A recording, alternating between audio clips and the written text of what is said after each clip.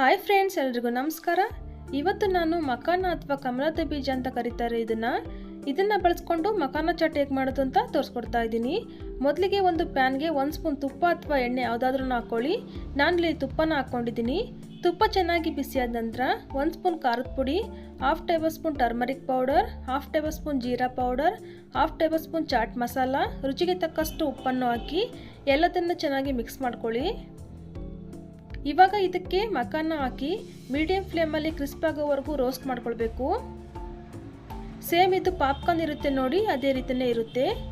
ಇದರಲ್ಲಿ calcium, protein, fibre ಹೆಚ್ಚಾಗಿರೋದ್ರಿಂದ weight loss ಮಾಡೋರಿಗೆ ಬೆಸ್ಟ್ ರೆಸಿಪಿ ಅಂತಲೇ ಹೇಳ್ಬೋದು. ನೋಡಿ, ಇಷ್ಟಾದರೆ ಸಾಕು. ಇದನ್ನು ಒಂದು ಬೌಲ್ಗೆ ಟ್ರಾನ್ಸ್ಫರ್ ಮಾಡ್ಕೊಳ್ಳೋಣ. ಇವಾಗ ಇದಕ್ಕೆ ಒಂದು ಈರುಳ್ಳಿ ಮತ್ತು ಟೊಮೊಟೊನ ಈ ರೀತಿ ಚಿಕ್ಕದಾಗಿ ಕಟ್ ಮಾಡಿ ಸೇರಿಸ್ಕೊಳ್ತಾ ಇದ್ದೀನಿ. ಹಾಗೆಯೇ ಒಂದು ಹಸಿಮೆಣಸಿನಕಾಯಿ, ಸ್ವಲ್ಪ ಸೌತೆಕಾಯಿನೂ ಸಹ ಚಿಕ್ಕದಾಗಿ ಕಟ್ ಮಾಡಿ ಸೇರಿಸ್ಕೊಳ್ತಾ ಇದ್ದೀನಿ. ನಂತರ ಇದಕ್ಕೆ ಸ್ವಲ್ಪ ಕೊತ್ತಂಬರಿ ಸೊಪ್ಪು, ಹಾಗೆಯೇ ಸ್ವಲ್ಪ ಸೇವ್ ಹಾಕಿ ಒಂದು ಅರ್ಧ ಹೋಳಷ್ಟು ನಿಂಬೆಹಣ್ಣಿನ ರಸನ ಹಾಕ್ಕೊಳ್ತಾ ಇದ್ದೀನಿ. ಇವಾಗ ಎಲ್ಲದನ್ನು ಒಂದ್ಸಲ ಚೆನ್ನಾಗಿ ಮಿಕ್ಸ್ ಮಾಡ್ಕೊಳ್ಳಿ. ಇದನ್ನು ಈವ್ನಿಂಗ್ ಸ್ನ್ಯಾಕ್ಸ್ಗೆ ಮಾಡಿಕೊಡಿ. ಚಿಕ್ಕವರಿಂದ ದೊಡ್ಡವರವರೆಗೂ ಇಷ್ಟಪಟ್ಟು ತಿಂತಾರೆ. ನೋಡಿದ್ರಲ್ಲ ಫ್ರೆಂಡ್ಸ್, ಇವತ್ತಿನ ಈ ರೆಸಿಪಿ ನಿಮಗೆಲ್ಲ ಇಷ್ಟ ಆಗಿದೆ ಅಂತ ಅಂದ್ಕೊಂಡಿದ್ದೀನಿ.